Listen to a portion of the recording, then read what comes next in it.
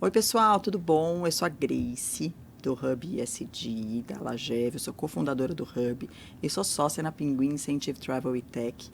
E hoje eu tenho o prazer de estar aqui com duas pessoas sensacionais. Do meu lado esquerdo eu tenho a Patrícia Bonetti, que vai se apresentar para vocês. Olá, me chamo Patrícia Bonetti, estou diretora comercial de grupos e eventos do Clube Med e é uma honra estar aqui para falar de um assunto tão importante e relevante do nosso mercado, do mundo. E obrigada pelo convite, a Lagev. Obrigada, Patrícia. E do meu lado direito eu tenho aqui o Giancarlo Alcalai, que é da Boyden. Pode falar, Giancarlo, bem-vindo. Bom, pessoal, bom dia, boa tarde, boa noite, dependendo do horário que o pessoal vai estar escutando e vendo também.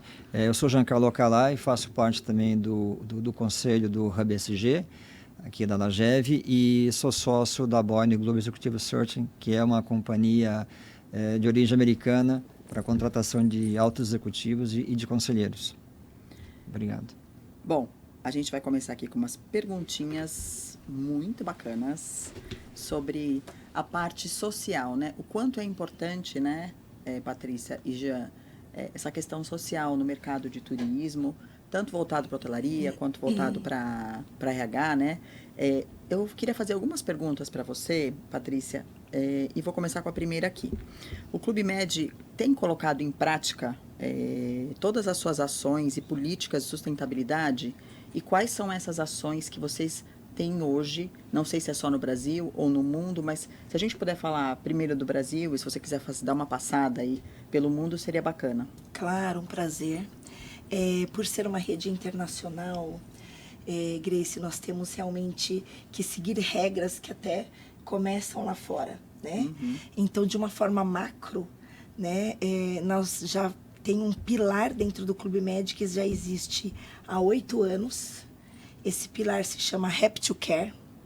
E no Happy to Care, todos os novos projetos do Clube Med Mundo têm que passar por ele, que é uma aprovação se aquele projeto está dentro da sustentabilidade do ESG de uma forma geral. Então, seja a inauguração de um novo resort, ou seja a renovação de um resort antigo, até o desligamento daquele resort dentro do nosso, né, pool de hotéis, de resorts. Então, tem uma preocupação muito grande. Então, todos os nossos resorts novos que abrem a cada ano, eles são 100% trabalhados dentro de um pilar do ESG. E também os que são renovados já vêm com essa proposta. Vindo para o Mundo Brasil, por exemplo, em Trancoso, nós renovamos todo um resort que fica, né, em Trancoso, o Clube Med, e toda a parte da reforma foi com uma empresa de ESG, né, com uma consultoria. Então, a cabeceira da cama que foi retirada porque foi colocada uma cabeceira nova, ok. Aquela madeira estava em perfeito uso, ela foi usada para fazer o sofá para os lounges espalhados pelo hotel. Então, foi repensando como poderia ser reaproveitado tudo. Então, nós temos uma preocupação muito grande de várias formas e nós circulamos muito bem nas 3 letras, né, tanto do I, no S e no G. Faz parte por conta dos programas. Um grande ponto é que estes programas e esse envolvimento, ele vem de cima. Então, desde o nosso presidente mundial, o CFO de cada unidade de base, né, de unidade de negócio, América do Norte, América do Sul, Europa, enfim, todos estão ligados. Então, é de cima para baixo. Então, as pessoas incorporam mais que aquilo é um projeto que tem que ser feito e vivido no dia a dia. Quando a gente vem para um lado social, que é o S, que na verdade todos devem nos brilhar os olhos, mas eu acho que o social, quando você mexe com vidas, pessoas, ele nos toca muito. Nós temos alguns projetos sociais no clube. Um deles, que é o mais jovem, que nasceu ano passado, é o Clube Med School.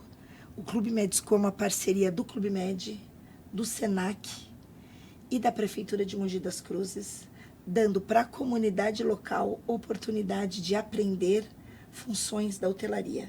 Então, tem a parte teórica com o SENAC, com os professores do SENAC, e tem também a parte prática dentro do resort, que é do Clube Med Lake Paradise aqui em Mogi das Cruzes. A Prefeitura faz uma triagem e com as pessoas de baixa renda da comunidade local.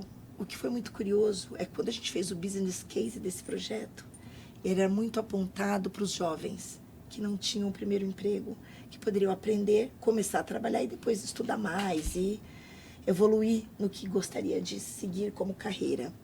Só que, para nossa surpresa, 67% das vagas foi preenchida com as pessoas em média de 39 anos. Olha. Que são as pessoas que costureira ou cozinheira em casa e queriam fazer algo diferente. E isso foi muito curioso até para nós. Então, receber depoimentos das pessoas que mudaram a vida, elas queriam mudar de profissão e não se enxergavam como. E, poxa, 38, 39 anos, sou nova, posso aprender algo diferente. Uhum. E realmente tem esse engajamento, e alguns deles, inclusive, foram contratados pelo clube. Então, é muito legal você ouvir que mudou uma vida da pessoa. Então, empoderou, né? Exatamente, essa mulher, exatamente. Então, são programas que nos tocam, mas nos motivam a fazer cada vez mais. Então, o clube, realmente, nós temos muito orgulho que isso está embutido dentro do nosso DNA.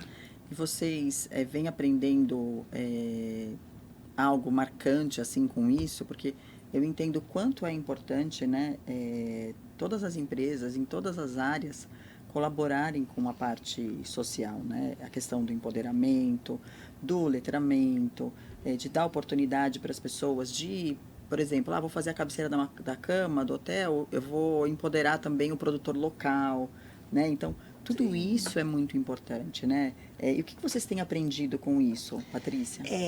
Não é fácil, né? É um caminho difícil, é um caminho que requer muita dedicação, muito acompanhamento e investimento também, né? Mas quando você vê esse resultado, ele vale muito a pena. Uhum. E quando nós começamos um projeto, a gente não começa acertando 100%. Claro que você tem um estudo, um business case formatado, pessoas e tudo. Mas quando você sai do papel e coloca em prática, você vê as dificuldades, né? O Clube Med School, a primeiro ciclo, nós não tivemos uma adesão como nós tínhamos, né, nos comprometido. Então, foi um ciclo até baixo, formaram 40 alunos, 60 alunos, 60 alunos. Nós poderíamos ter formado 100. Porque, falhamos na comunicação, então a nossa comunicação com a prefeitura, com o Senac, então vamos corrigir. Para o segundo ciclo, tivemos lista de espera. Então, assim, nós erramos quando nós colocamos em prática. O importante é, errou, entender o caminho, corrigir e continuar. Quando você fala de produtos, né, locais, o Clube Med também tem um projeto que chama o Projeto AgriSud, que ele também ensina a população local a plantar, né? E, na verdade, às vezes eles até conhecem, plantam somente alface. Aí tem toda uma parte educacional. Não, a sua terra você consegue plantar, exemplo, alface, tomate, outras hortaliças, etc. Cenouras e outras coisas. E aí tem a sazonalidade das plantações. Então, vamos diversificar, porque o clube consegue comprar toda a sua produção diversificada. Então, tem uma parte educacional, tem uma parte que eles trabalham e o Clube Med se compromete com a compra de toda aquela mercadoria. Claro que o que eles produzem para um resort não é suficiente, nós precisamos de outros fornecedores, mas tem essa ajuda local também, que é um outro projeto, que ele tem um cunho também muito grande social, né, de ajuda a identificar a parte educacional, entender como pode ajudar aquela família e também está dentro da comunidade, inserida dentro da comunidade, dentro da localidade onde está o resort. Bacana. Isso acontece nos 3 vilages do Brasil e já em 8 vilages do mundo, que isso vai implantando, né? Como comentei, não é fácil. Não. Então tem toda uma dedicação muito empenhada. Então é passo a passo. A gente está falando aí tem alguns Clube Meds aqui no Brasil e a gente tem uma realidade um pouco diferente no Nordeste, né? E aí a minha pergunta é voltada para isso. Tem um resort no Nordeste, você tem aqui um que é muito pertinho a São Paulo, que é o de Mogi. Essas características regionais, né? Porque a gente tem particularidades regionais aqui em São Paulo e particularidades regionais no Nordeste. Como que isso é tratado dentro dessa política de vocês aí de sustentabilidade? Existe um foco maior em algum determinado assunto voltado à parte social? Sim, existe uma diferença, apesar que, vamos dizer, uma parte dos treinamentos que são feitos Nós temos uma UDT, que é a Universidade de Talentos dentro do Clube Med. Então, os treinamentos, ele tem uma base que ele tem que ser padrão. E ela é aperfeiçoada de acordo com o time e de acordo com a cultura local. Isso influencia bastante. Sem dúvida nenhuma, o comportamento no Nordeste é um, em São Paulo é outro, no Rio é outro, e vamos abrir em Gramado que vai ser outro. O público que a gente recebe acaba sendo diversificado também.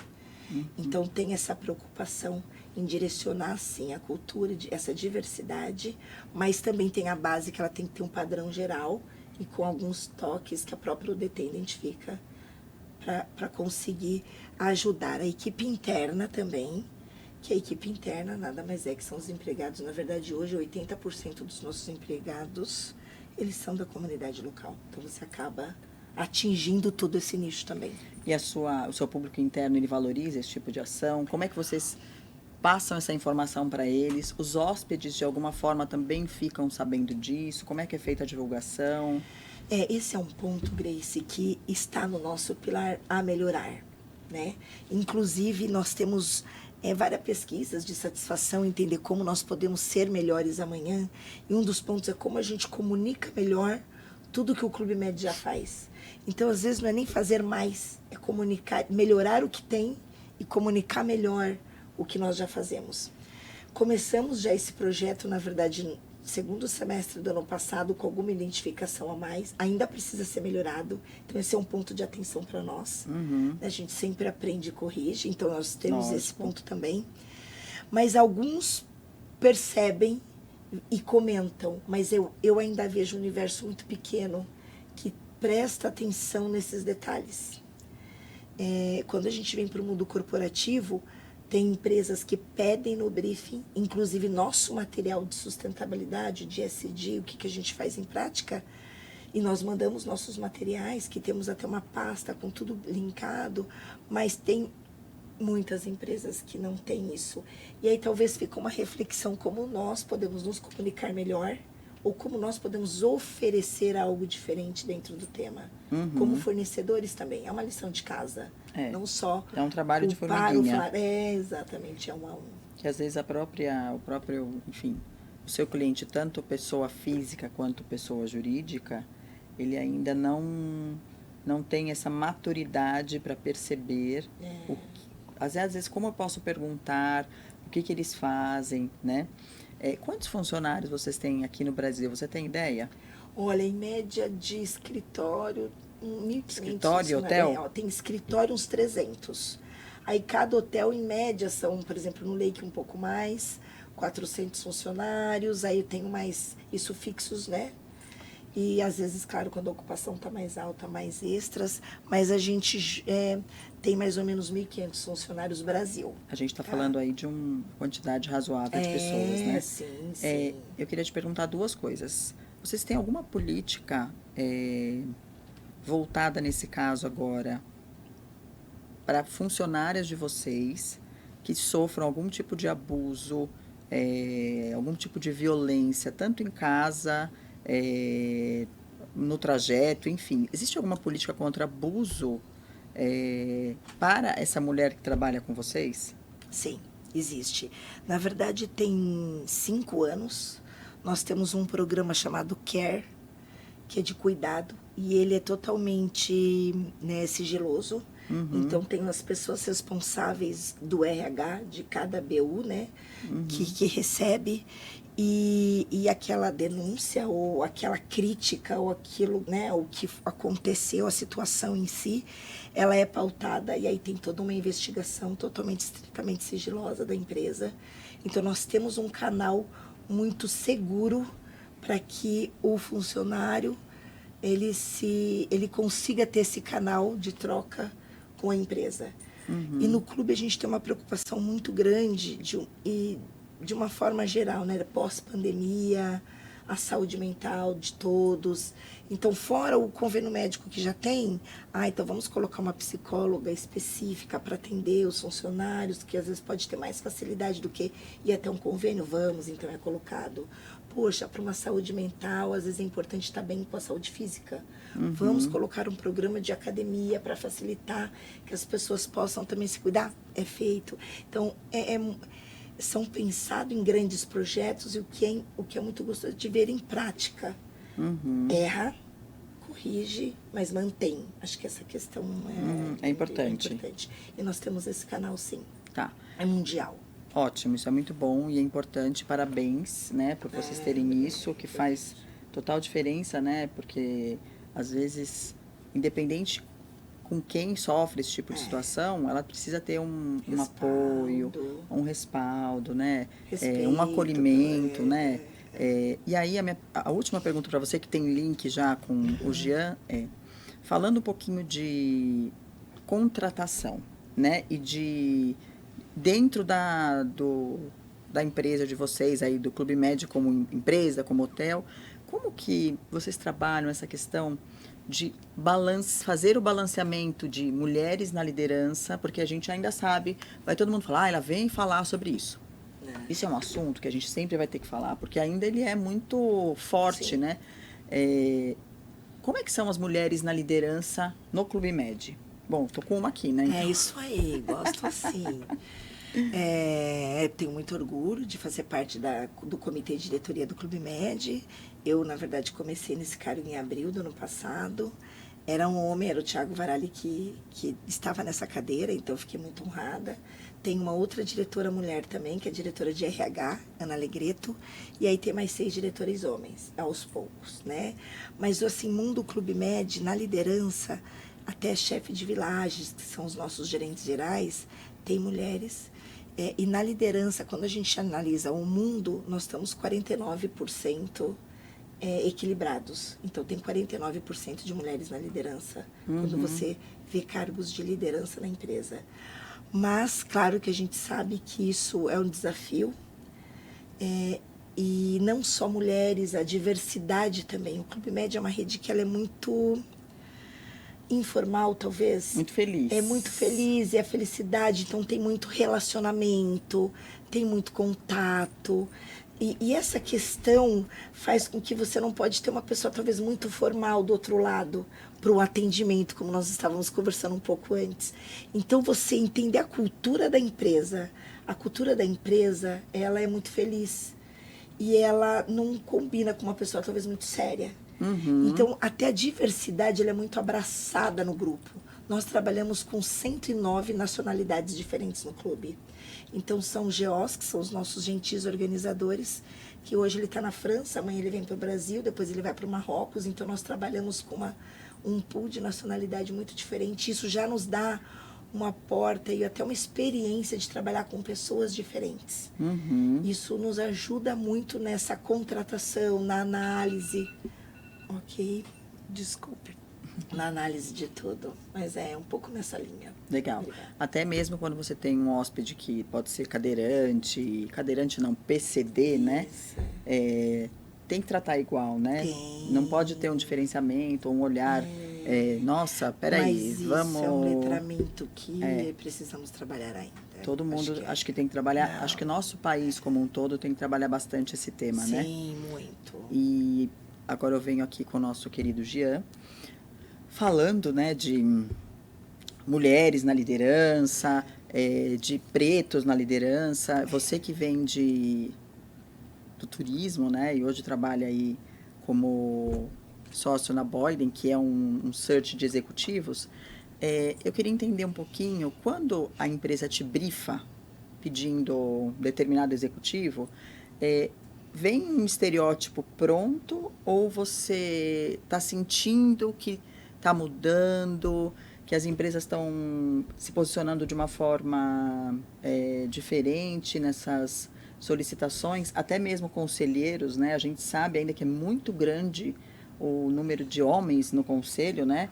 Nós estudamos juntos no IBGC, nós somos conselheiros, e a gente sabe ainda que ainda tem um caminho a ser traçado aí grande. Eu queria escutar um pouquinho de você, se existe uma política na sua empresa com relação a isso, se vocês fazem essa consultoria para as empresas, olha, vamos mudar um pouco o pedido aí de perfil, ou isso já se você for falar alguma coisa, a empresa já fala, não, eu quero assim, assim, assado. Me conta um pouquinho como é que tá. Bom, deixa eu falar desde o começo, né? A Boyden é uma companhia que nasceu nos Estados Unidos há 77 anos atrás, e no Brasil nós estamos há 56. A companhia ela é signatária do Pacto Global da ONU e tem algumas ODS que a gente trabalha, que é 8, 9 e a 5 que tem a ver com gênero. E a nossa empresa está em 40 e poucos países, metade homem e metade mulher. Então já começa que dentro de casa a gente procura praticar. E também tem um detalhe, as grandes empresas, por exemplo, como a sua, ela acaba tendo uma agenda onde todos os fornecedores também têm que estar envolvidos com questões de ESG. Então, no caso da Boyd, nós somos envolvidos. Então, quando uma empresa busca uma companhia como a nossa, esse é um quesito importante. E aí, chegando um pouquinho antes da tua pergunta, quando a gente recebe um cliente, a gente depura o briefing e a gente tem um capítulo especial para a parte de ESG, especial. E aí a gente estressa um pouco mais as perguntas, muito mais do que o próprio cliente imaginava, justamente para a gente ter uma ideia do que ele está buscando em termos da parte social e a parte ambiental e o perfil desse profissional. Só que a gente foi percebendo que ao longo do processo, a gente tem alguns valores que é importante compartilhar com a comunidade. Então aqui é legal, porque a gente pode conversar também. Dentro da Boyd a gente faz muito evento fechado entre executivos e conselheiros e empresários, que são as boas práticas. E isso é legal porque você pega empresas como a sua, que está bem adiantada, e pode compartilhar com uma companhia que está no processo. Segunda coisa que a gente faz... Faz um benchmark ali entre as marcas e... Entre as marcas, num ambiente fechado. Se a coisa ela chega num ponto muito estratégico, a gente junta A e B para conversar. Isso é importante também. E quando a gente começa a fazer os nossos processos, que a gente conversa com muitos executivos, a gente sempre entra na parte de sustentabilidade. E aí é algo que a mim me chama muita atenção, Grace, é que 95% dos executivos que eu converso, eles não falam nada de sustentabilidade. Eles falam da sua carreira acadêmica, uma carreira profissional fantástica, do que atingiram, mas eles não falam espontaneamente da questão. Aí você tem que estimular. Fala, realmente estou fazendo isso. Então, às vezes, as pessoas devem achar que a parte de sustentabilidade está muito ligada à parte ambiental e social, debaixo do guarda-chuva de um diretor. Não. Isso está em toda a organização. Obviamente que você sempre tem uma líder ou um líder que tem que puxar, e cada um na sua área tem que fazer o seu trabalho de desdobramento. Então, não importa se você é um diretor financeiro, um diretor industrial, de logística, você também tem o seu papel em desdobrar isso dentro da companhia. Eu tenho um caso, a gente não pode falar, obviamente, né, em que um diretor de uma grande companhia global, é o diretor de Talent Acquisition, e ele foi chamado pelo VP de uma determinada área que precisava contratar um executivo, bem específico, era bem específico. Bom, esse diretor de Talent Acquisition, ele fazendo o walk the talk, falou, ok, então vou lá, atender o VP, começaram a trabalhar na vaga, e ele falou, olha, eu queria te fazer uma recomendação, que nessa vaga nós trouxéssemos uma mulher e negra. E aí eles tiveram que parar, porque o VP, não que ele fosse uma pessoa preconceituosa, mas não estava na cabeça dele isso. Então ele teve que parar o processo para poder trabalhar. Então você vê que ainda não é tão natural isso. Em algumas empresas, sim. No nosso caso, como a gente trabalha sempre para posições de alta liderança, felizmente a gente não escuta do tipo, eu não quero isso ou não quero aquilo. Não, a gente não tem. A gente contrata executivos de mais de 50, 60 anos, muitas mulheres, não importa se é negro ou que é branco, a gente não tem. Felizmente a gente não tem isso. Para conselho, a gente sabe que o recomendável é que pelo menos 30% da composição dos conselhos sejam de mulheres. Mas, gente, eu vou dizer uma coisa para vocês. No nosso processo de conversas e entrevistas, eu diria que mais de 50% das pessoas com quem eu converso são mulheres. Que bom, então, né? Bom muito sinal. diferentemente do que Positivo. vocês falam, do que a gente escuta, não, as mulheres elas são muito presentes. Obviamente que quando o que vale para a empresa é a competência. Claro. O sexo aí não pode ser relevância porque a empresa precisa de pessoas competentes, mas eu converso com muitas mulheres, tanto em conselhos como executivas. Então eu vejo uma realidade nesse momento, nesse nível, um pouco diferente do que eu vejo no dia a dia. Obviamente que das entrevistas conosco e depois o desdobramento dentro da empresa, Aí já é uma outra jornada, que vai depender muito do candidato e muito da companhia. Mas, felizmente, a gente não vê nenhum tipo de Impedimento. Não, felizmente Eu vou fazer não. uma provocação aqui. Pois não. Para os dois lados. Se essa pessoa tivesse um super currículo, um background maravilhoso, mas ela fosse um PCD. Isso, você acha que... Porque eu penso isso voltando ainda até para a pessoa, às vezes a própria pessoa, ela não se candidata ou ela não vai atrás porque ela acha que o fato da condição dela já é tipo, ninguém vai me querer. Porque a nossa cultura ainda é muito forte voltada a isso, né? Eu conheço uma pessoa que... Na verdade, eu conheço alguns que são PCDs, que trabalham aí ativamente no mercado. Mas será que isso seria um problema? E eu não vejo como um problema, mas será que a pessoa que está contratando... Porque, às vezes, se a gente faz uma entrevista online, você não sabe se a pessoa é ou não um PCD. E PCD não é só cadeirante, né? Sim. PCD, enfim. Mas e se depois, no dia que você for pessoalmente, ver que a pessoa usa cadeira de rodas ou tem alguma questão, enfim. Isso vocês acham que seria um problema? Alguém poderia virar e falar, não, a gente não pode... porque ainda eu vejo que é muito forte essa questão de contratar porque precisamos cumprir cota. Mas eu acho que a gente tem que mudar isso. Tem que contratar porque é bom no que faz. Porque vai colaborar com a sua empresa. Porque vai ter uma visão até do que pode ser bom para pessoas que têm isso. Porque quando a gente calça o sapato, é diferente, né?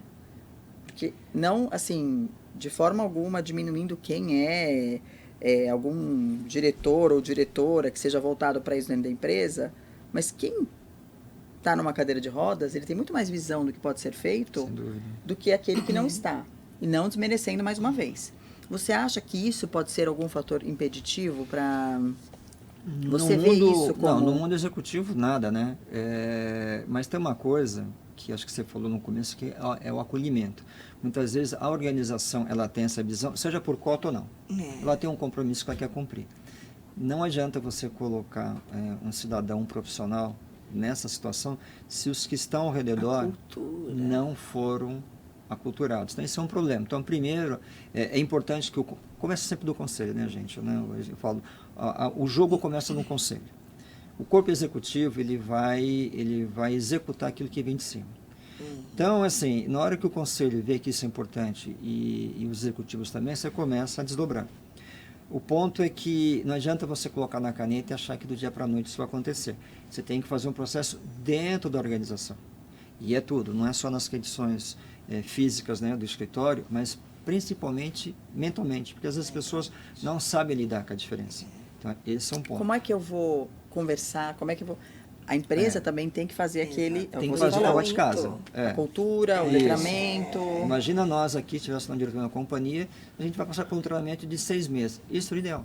E depois você tem todo, né, uma readequação das instalações. Agora, como executivo e executiva, zero, nenhum problema, porque a contribuição do cara é intelectual. Ali o papel dele como executivo, né, enfim, não vejo, honestamente, uma limitação. Eu acho que a limitação maior está dentro dos conselhos das empresas, dentro das companhias, em começar. E quando começa, deveria buscar ajuda externa. Né? Consultorias que conhecem, que te ajudam no processo, um bom processo de benchmark, por isso que no nosso caso a gente sempre junta né, as comunidades executivas, porque você quer fazer, você não sabe como fazer. E aí você pode fazer de maneira errada, o processo fica caro, fica lento, você acaba criando um descrédito do programa. Então é legal fazer aos poucos. Né? Agora, dentro do nível executivo, em tese ele é mais fácil.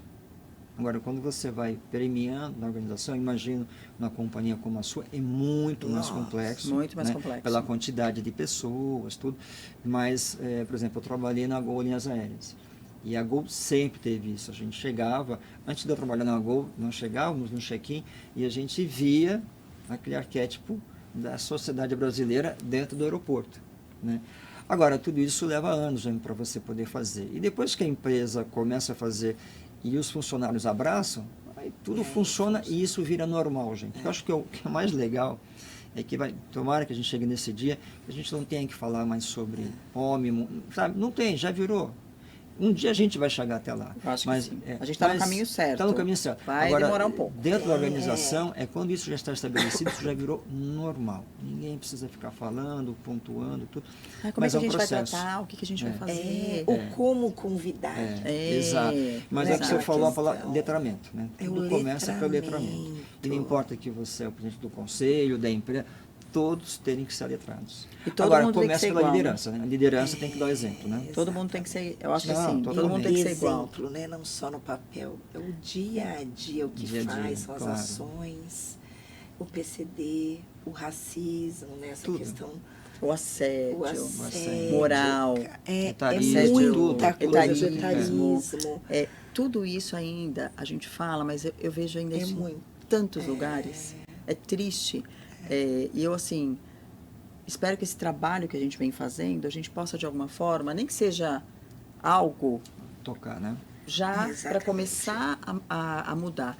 A gente tem pouquíssimo tempo aqui, então... Para mim, eu ficava mais umas 3 horas, porque tem assunto, né? Então, eu gostaria muito de agradecer a sua presença, Patrícia. Eu que agradeço. Jean, muito obrigada. Acho que vale muito a pena divulgar o que a gente está falando, né?